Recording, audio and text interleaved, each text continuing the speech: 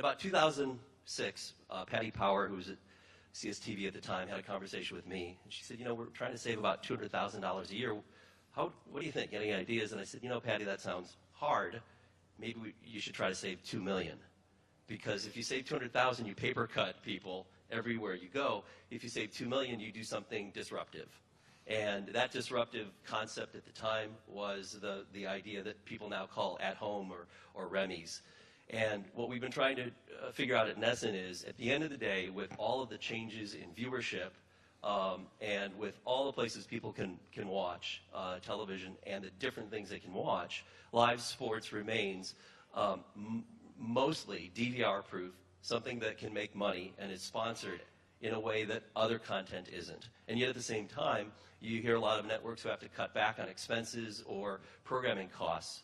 And for us, I think at the end of the day, like Flip, we really pride ourselves on doing big, major, large broadcasts that serve the fan for Red Sox and Bruins.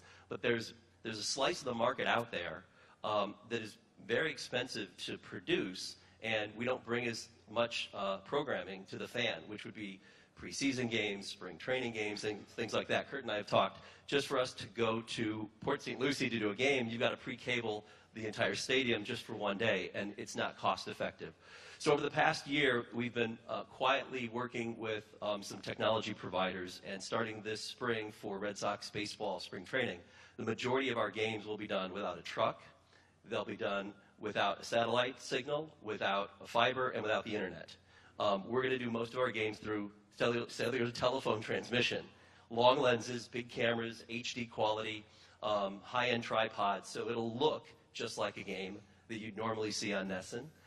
We quietly started doing this during spring training of last year to test the signal part with a partner of the folks at LiveView. And we started to figure out how to deal with the latency issues to get everything to time out in a way that in the control room you could still switch it.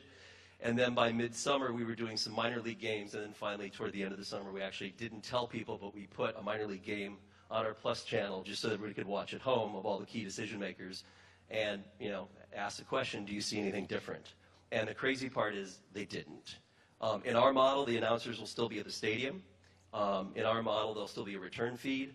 But this allows us to go to any Grapefruit League or minor league or you know, go to Providence for a Bruins game and be able to be much more cost effective in how we produce it, which ups the volume of events that we can produce and deliver more content, because at the end of the day, the 30-second spots are going to be better than an enhancement.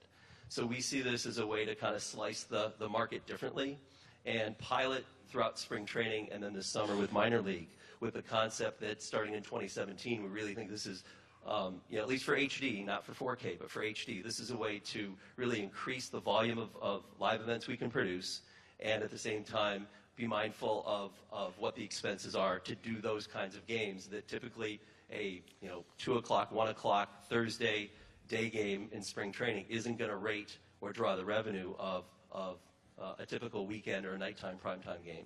So we see this as a way to really move into the marketplace and go to any ballpark, any arena, any stadium, anywhere in the country, and go live without the need of a truck or a wire or satellite.